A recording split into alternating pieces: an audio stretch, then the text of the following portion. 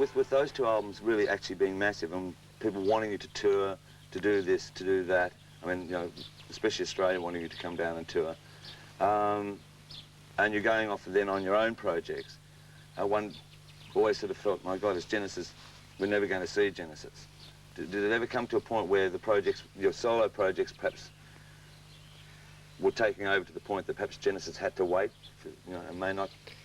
No, because we've always just planned to do a certain amount with Genesis. There's only so much touring we can do, you know, and there's been we've paid a lot of attention to America over the last few years. It's just because it seems to have been, we've been growing so fast there, and it seems so worth doing, because every town in America, and there are hundreds of them, can support a 20,000-seater hall, where you can get that audience, and it's just that so many people who want to see you, and you can go on touring America for the rest of your life almost. You know, you just keep going round and round and round, because it'll be a year before we get back to the first place again.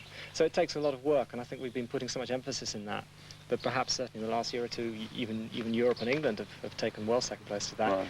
And Australia, because of its distance, and perhaps because we've never had a really major album there, you know, has always kind of been the one to sort of end up getting shelved, which is depressing. It has been on the cards many times. Right. And I actually couldn't believe it when I actually touched down at Sydney. When I arrived last year, and I actually couldn't actually believe that I was actually there. Right. You know, because it had been on and off so many times that, not my tour, but just over the last few years with Genesis. It was great to go there. To go into the studios with, and to start with Invisible Touch, and you've all done your own projects and that, is it a matter of having to sort of feel yourselves out again, sort of like, of what? I think the first week, I thought the first few days was just a little strange. I mean, I did, not funnily strange, it was just, we hadn't done it. I mean, I'd seemed to have done such a lot. I mean, I'd been 5 months touring, you know, I mean, and then my album, and it's something to be with the three of us again for the first couple of days. It was like, oh yes, that's right, this is what it feels like.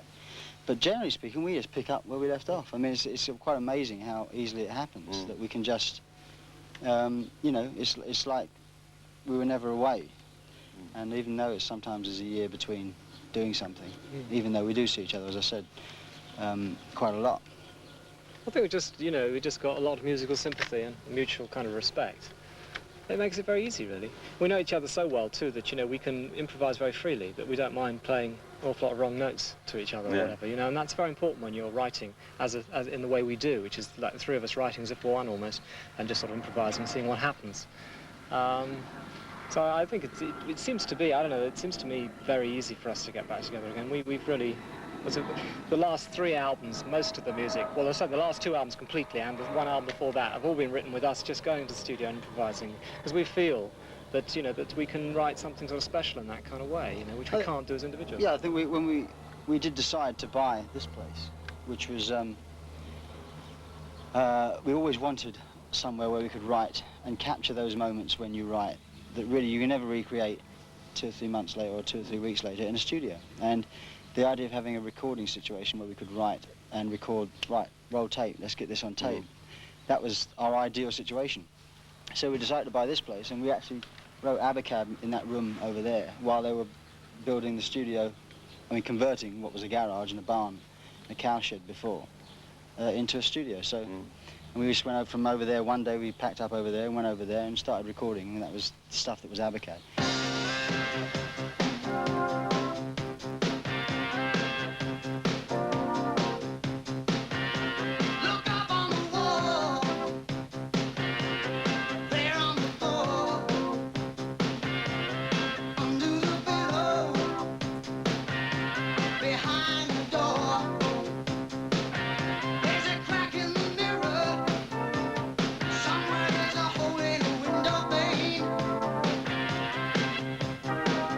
To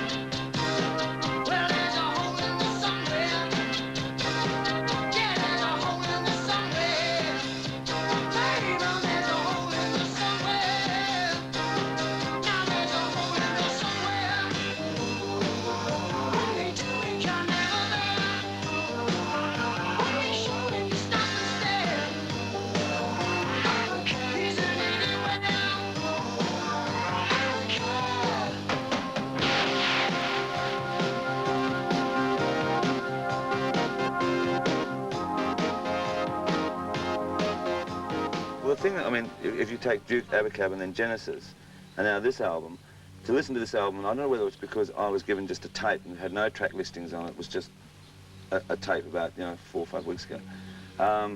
And it has a wonderful theme of it sort of lifts you up, takes you down and around sort of thing, and you're not sure where everything starts and finishes, and yet it seems to be over like that, and then it's on to side 2, and then you take it back to side 1. Was it thought out like that? It has a wonderful feel about this one. Well, I think we've always worried a lot about pacing, perhaps more than most groups do. I mean, to us it's very important. We can sort of spend a lot of time thinking about what order the tracks go in, because I think we've always felt, and this was true of our long songs in the old days and things, that, you can make a piece sound stronger by its position. I mean, we used to do sort of like a loud piece against a quiet piece, or a slow piece against a fast piece. I mean, and some things are less obvious than that. Sometimes you are trying to increase the pace. You do a slow piece followed by a slightly quicker one, followed by a very quick one, and you can manipulate people into sort of, I don't know, a song like Supper's Ready, going back a long way again, but it was a series of kind of sections, all of which I think felt stronger because of the bit that came on either side of it. And I think you can do the same thing with an album, and hopefully it does have a flow, We do worry about it a lot. I think you play psychological warfare with people, you sort of... Well, I think this album certainly does it, because it's just even listening to it in the car coming down, it still has that wonderful...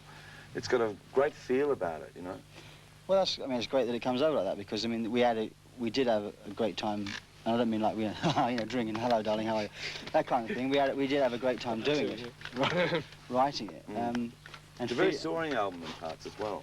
It's a very... Soaring, it soars, Well, it's doing all the things that we hoped it would do, obviously, but it's the idea of getting in, the first track, of course, that's the thing that takes you into the album, and if people have got to like that song enough to want to hear the next track, and it's the same with radio stations, if they don't like the second track, then they're never going to get to hear the second side. There's an awful lot of people this came up in conversation the other day, someone saying, I haven't even heard the second side of this, talking about this one particular record. So what do you think of the album? And they said, not this record, but another album. Oh, it's great. They like that track on the end of side 2. Oh, I haven't heard that. I haven't actually got off the first side yet. They kept playing the first side. Well, that happens a lot, though.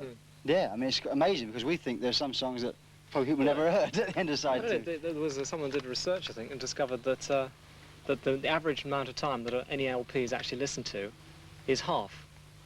Apparently. I don't know where they got those figures from. So, no one, that's an average. So there must be an awful lot of people who buy albums and never listen to them. You've got a few in plastic boxes. That's right. I buy collect CDs and things. I can't say I go home and listen to them all, I will at some point. But so what was the first song actually completed on the album then? Oh, dear. It's the one that wasn't on the album was the first one, wasn't it? What was that? Feeding the Fire, which isn't on the album. So there's 3 tracks that were not recorded, I think one that was sort of always going along pretty early was Tonight, Tonight, Tonight, which we sort of had a lot of confidence in from the word go. But the actual shape it finally took, a lot of it we kind of left fairly open until we were recording it, and then there was sort of like, I said, well, I'll do something on that, those 30 bars there or something, and things, and sort of then the thing starts to take shape a bit, there's things like that. Because the way we record is a peculiar way, really. We will get... After we've decided that we've got all the components for the songs, or this particular song we might be working on, we'll then go and put the track down. Now, the track consists of a drum machine, which is a rough, one mix out, a rough, because I'm going to put drums in it afterwards. I'll put a vocal down with it, which will be rough, and purely for reference, because there's no words, there's lyrics, but not completed lyrics. Then Tony will play a guide keyboard part, which will be a rough. And then Mike will put a rough guitar part down, and then we put that down, and then we say, right, well, that's that. So we've actually done the backing track, but we're going to keep nothing of it. We just, then we then go back and put the drums on. Then we put the keyboards on properly, bits and pieces at a time, if that's what you require. So it's really, we end up doing a backing track that we don't actually keep. It's a peculiar way of working, but the idea in the end is that it sounds as if it was done like that. And if it doesn't sound like it's done like that, then we go back and do it again. Right. Or do aspects of it again. But it's a peculiar way of, way of working, but it seems to have worked on the last couple of albums for us. Were there many conflicts between 3 people getting back together again? It's terribly. People always want to hear me say, yes, they're a bunch of bastards, the other 2. No, I'm not asking. We work great together. Yeah? The first couple of days are weird. You haven't done it for about a year and a half, But we get on so well. We have a lot of fun. That Invisible Touch video, I don't know if you've seen the one, is for the single. Right. No, I've yet to see it. Yeah. That's just us fooling around. It's a bit like Genesis meets the Monkeys. I mean, we just laugh an awful lot, and our musical kind of chemistry just seems to take off, and the whole thing is very, very easy.